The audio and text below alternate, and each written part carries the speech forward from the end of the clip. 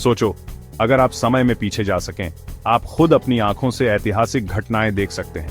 खुद को प्राचीन मिस्र में कल्पना कीजिए, पिरामिड बनते हुए देख रहे हैं। क्या हो अगर आप अपने पूर्वजों से, अपने दादा परदादा से मिल सकें? अब भविष्य के बारे में सोचो। 100 साल में दुनिया कैसी होगी? क्या हमारे पास उड़ने वाली गाड़ियां होंगी? क्या हम मंगल ग्रह पर रहेंगे? समय यात्रा अद्भुत संभावनाओं का द्वार खोलती है। यह एक दिलचस्प विचार है ना? समय यात्रा का विचार सदियों से मानव जाति को मोहित करता रहा है। यह एक ऐसा विचार है जो हमारी कल्पना की सीमाओं को पार करता है और हमें समय के असली स्वरूप के बारे में सोचने पर मजबूर करता है। टाइम ट्रैवल का आइडिया साइंस फिक्शन में बहुत कॉमन है। बैक टू द फ्यूचर और इंटरस्टेलर जैसी फिल्में हमें समय के रोमांचक सफर पर ले जाती हैं। लेकिन क्या कहानियों से बाहर असलियत में टाइम ट्रैवल मुमकिन है? क्या हम कभी असली टाइम मशीन बना पाएंगे? टाइम ट्रैवल को समझने के लिए हमें समय की असलियत को समझना होगा। समय क्या है और यह कैसे काम करता है? चलो, फिजिक्स की दिलचस्प दुनिया में चौथे आयाम के रहस्यों को एक्सप्लोर करते हैं। तैयार हो जाइए, क्योंकि समय में हमारा सफर अब शुरू होने वाला है। हम अक्सर समय को एक सीधी, बिना रुके चलने वाली रेखा की तरह सोचते हैं, जो हमेशा भूतकाल से वर्तमान होते हुए भविष्य में जाती है। यह एक सुकून देने वाला विचार है, ऐसा विचार जो हमारे रोजमर्रा के जीवन में सही लगता है, जहां घड़ियां लगातार चलती रहती हैं और कैलेंडर नियमित रूप से बदलते रहते हैं। लेकिन क्या यही पूरी कहानी है? क्या समय सचमुच उतना ही सरल और सीधा है जितना दिखता है, या इसकी प्रकृति में कुछ और भी है जो हमें दिखाई नहीं देता?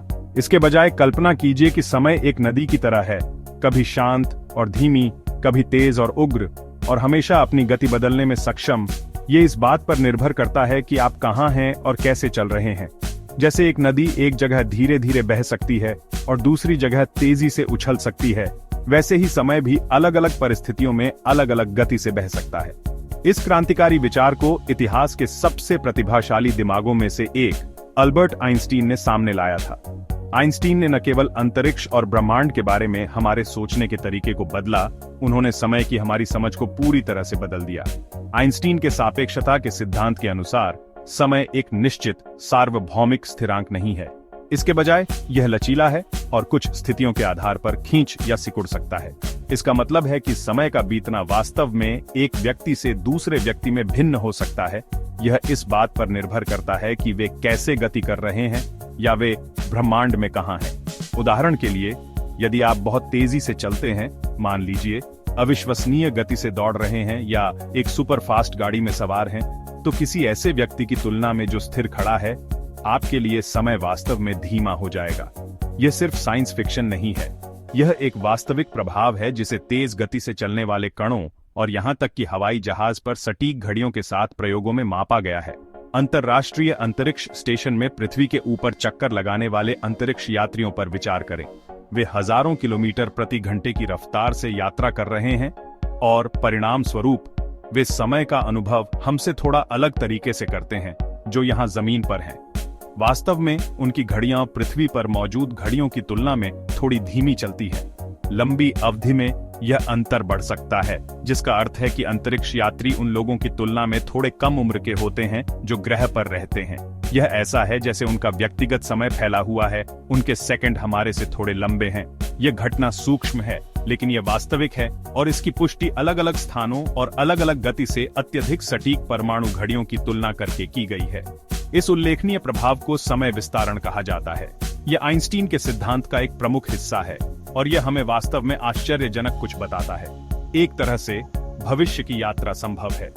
पर्याप्त तेजी से आगे बढ़कर आप उन लोगों की तुलना में कम समय का अनुभव कर सकते हैं जो स्थिर रहते हैं, प्रभावी रूप से भविष्य में छलांग लगाते हैं। आप जितनी तेज यात्रा करते हैं, आपका समय किसी ऐसे व्यक्ति की तुलना में उतना ही धीमा होता है जो गति नहीं कर रहा है। इसलिए अगली बार जब आप किसी नदी को बहते हुए देखें या किसी ट्रेन को तेज गति से गुजरते हुए देखें, तो याद रखें, समय भी हमेशा गतिमान रहता है, कभी तेज, कभी धीमा, लेकिन कभी भी उतना सरल नहीं जितना लगता है। जरा सोचो, एक स्पेसशिप जो बहुत तेजी से ट्रैवल कर रहा है, लगभग उतनी ही तेजी से जितनी लाइट की स्पीड होती है। उस स्पेसशिप के अंदर का टाइम अर्थ के टाइम के मुकाबले बहुत स्लो हो जाएगा। अगर स्पेसशिप बस कुछ सालों के लिए इस स्पीड से ट्रैवल करे तो अर्थ पर कई दशक बीत सकते हैं। एस्ट्रोनॉट्स एक ऐसे फ्यूचर में वापस आएंगे जो उनके जाने वाले फ्यूचर से बहुत अलग होगा। ये है फ्यूचर में टाइम ट्रैवल, जो टाइम के फ्लेक्सिबल नेचर की वजह से पॉसिबल है। वैसे सच कहूं तो हम अभी तक लाइट की स्पीड के करीब भी नहीं पहुंच पाए हैं, लेकिन ये पॉसिबिलिटी बहुत ही दिलचस्प है। लेकिन अगर पास्ट में ट्रैवल करना हो तो सदियों से फॉरवर्ड बैकवर्ड टाइम ट्रैवल करने का आइडिया ह्यूमंस को फैसिनेट करता रहा है। पुराने किस्सा कहानियों से लेकर आजकल के साइंस फिक्शन तक, हिस्ट्री को फिर से देखने, गलतियों को सुधारने या फिर पुराने दौर के कमाल देखने के कॉन्सेप्ट ने हम सबकी इमेजिनेशन को पका के रखा है। फिर भी जैसे जैसे हम टाइम के रहस्यों में झांकते हैं, हमें पता चलता है कि पास्ट का रास्ता सीधा नहीं है। यहाँ चीजें और भी कॉम्प्लिकेटेड और मिस्टीरियस हो जाती हैं। फ्यूचर में ट्रैवल करने से उल्फात, जो कुछ थ्योरीज के हिसाब से तेज स्पीड से मूव करके या इंटेंस ग्रेविटी एक्सपीरियंस करके पॉसिबल है। बैकवर्ड टाइम में जाने से पैराडॉक्सेस और चैलेंजेस की एक नई सीरीज शुरू होती है। फिजिक्स की रूल्स, जैसे कि हम अभी समझते हैं, टाइम की फ्लो को रिवर्स करने के आइडिया का कॉन्ट्रडिक्ट्स करते हैं। साइंटिस्ट कुछ काफी इंटरेस्टिंग कॉन्सेप्ट्स एक्सप्लोर कर रहे हैं, जैसे वर्म होल्स और ब्लैक होल्स।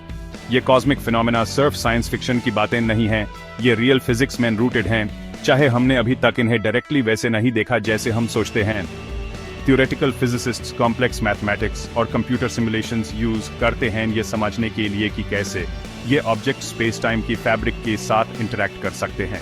इमेजिन करो कि एक वर्म होल स्पेस टाइम का शॉर्टकट है जो यूनिवर्स में दो डिस्टेंट पॉइंट्स को कनेक्ट करता है। अगर ऐसा टनल एग्जिस्ट कर सकता है तो ये किसी को वास्ट डिस्टेंसेस या अलग अलग टाइम्स में एक मोमेंट में ट्रैवल करने दे सकता है। आइडिया यह है कि आप वर्म होल के एक एंड में एंटर कर सकते हैं और कहीं और या कभी और बिल्कुल अलग जगह पर निकल सकते हैं। ये एक माइंड बेंडिंग कॉन्सेप्ट है जो रियलिटी की हमारी एवरीडे अंडरस्टैंडिंग को चैलेंज करता है। अगर हम एक वर्म होल क्रिएट या फाइंड कर सकते तो ये ह्यूमन टाइम में जंप करने दे सकता है। लेकिन ऐसे पैसेज को स्टेबलाइज करने के लिए जो टेक्नोलॉजी और एनर्जी चाहिए वो हमारी करंट कैपेसिटी से बाहर है। कुछ थ्योरीज तो ये भी सजेस्ट करती हैं कि वर्म होल्स अगर वो एग्जिस्ट करते हैं तो इंस्टेंटली कोलैप्स हो सकते हैं या डेंजरस रेडिएशन से फिल्ड हो सकते हैं, जिसे उन्हें सेफली यूज करना इम्पॉसिबल हो जाएगा। दूसरी तरफ ब्लैक होल स्पेस टाइम के वो एरियाज हैं जहां ग्रेविटी इतनी स्ट्रांग होती है कि कुछ भी लाइट भी नहीं एस्केप कर सकता।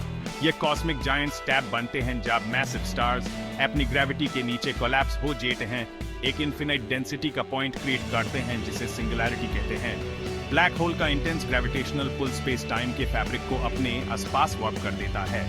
कुछ साइंटिस्ट्स का मानना है कि ब्लैक होल्स की इमेंस ग्रेविटी टाइम को ऐसे वार्प कर कैन भी है जिसे हम अभी तक नहीं समझते। For example time event horizon के पास ड्रामेटिकली स्लो हो सकता है, वो बाउंड्री जिसके बियॉन्ड से कुछ भी बैक नहीं आ सकता। इस फिनोमेनन को, जिसे टाइम डिलेशन कहते हैं, लेस एक्सट्रीम एनवायरनमेंट्स में ऑब्जर्व किया गया है, लेकिन एक ब्लैक होल के पास ये ट्रूथ में बिजारे हो सकता है। जबकि वर्म होल्स और ब्लैक होल्स थियोरेटिकल ही हैं, वो पास्ट में टाइम ट्रैवल के लिए कुछ इंटरेस्टिंग पॉसिबिलिटीज ऑफर करते हैं। अगर हम इन कॉस्मिक गेटवेज को हार्नेस या समझ सकते हैं तो हम एक दिन फॉरवर्ड की तरफ नहीं बट बैकवर्ड टाइम में मूव करने के सीक्रेट्स अनलॉक कर सकते हैं। साइंस, हिस्ट्री और हमारी पर्सनल लाइफ्स के लिए इसके इम्प्लीकेशंस प्रोफाउंड होंगे, लेकिन इसमें जो चैलेंजेस और रिस्क्स इन्वॉल्व हैं वो इमेंस हैं और ट्रूथ कहूं तो मोस्टली अननोन है। टाइम, कॉज़ैलिटी और यूनिवर्स की नेचर स्टेक पर इट कैन बी है। रेबियजी के लिए ये gateways to the unknown theory और इमेजिनेशन की रियल में है। ह्यूमन रिमाइंडर गिव हैं कि ह्यूमन टाइम की असली नेचर के बारे में कितना कुछ लर्न लेफ्ट है। अतीत की यात्रा करने से पैराडॉक्सेस के बारे में कुछ दिलचस्प सवाल उठते हैं। पैराडॉक्स सीधे शब्दों में कहें तो एक सेल्फ कॉन्ट्रडिक्टरी स्थिति या कथन है। सबसे मशहूर time travel paradox grandfather paradox है।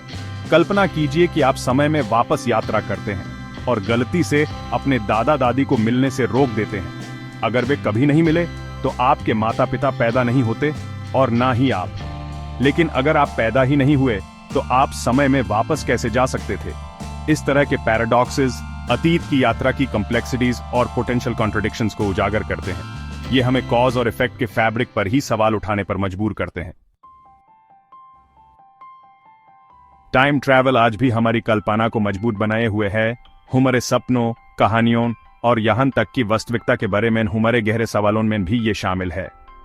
समय में बियॉन्ड बैकवर्ड जाने का विचार, दूर के भूतकाल में जाना या दूर के भविष्य की झलक देखना कई पीढ़ियों से लोगों को आकर्षित करता रहा है। यह एक ऐसा कॉन्सेप्ट है जो समाज को चुनौती देता है कि क्या संभव है और हमें सोचने के लिए आमंत्रित करता है। क्या होगा अगर हम इतिहास बदल सकें या आने वाली घटनाओं को देख सकें। एच.जी. वेल्स के कमाल के नॉवल द टाइम मशीन से, जिसने दुनिया को पहली बार एक मैकेनिकल डिवाइस के बारे में बताया जो समय के थ्रू ट्रैवल कर सकता है, बैक टू द फ्यूचर और इंटरस्टेलर जैसी ब्लॉकबस्टर फिल्म्स तक, हम उन कहानियों की तरफ खिंचे चले जाते हैं जो टाइम ट्रैवल की संभावनाओं और परिणामों की खोज करती हैं।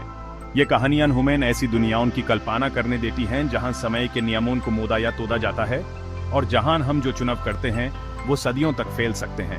हालांकि भूतकाल की टाइम ट्रैवल अभी के लिए साइंस फिक्शन के रियल में ही है, लेकिन खुद समय को समझने की कोशिश एक असली और चल रही साइंटिफिक एंडेवर है। फिजिसिस्ट्स और कॉस्मोलॉजिस्ट्स लगातार समय के रहस्यों की खोज कर रहे हैं।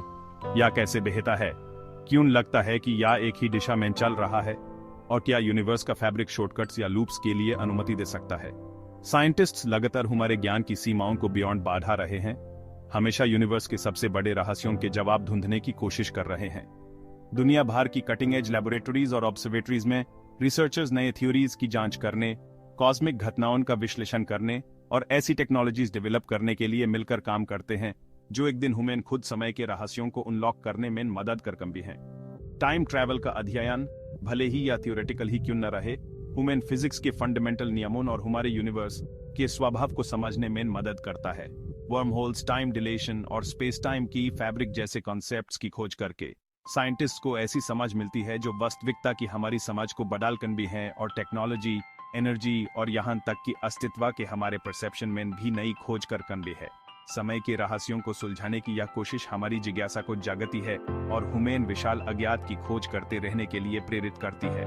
यह युवा मनून को बड़े सवाल पूछने, तारों को देखने और कल्पना करने के लिए प्रेरित करता है कि क्या संभव हो सकता है अगर हम आज की साइंस की सीमाओं से परे सपने देखने की हिम्मत करें।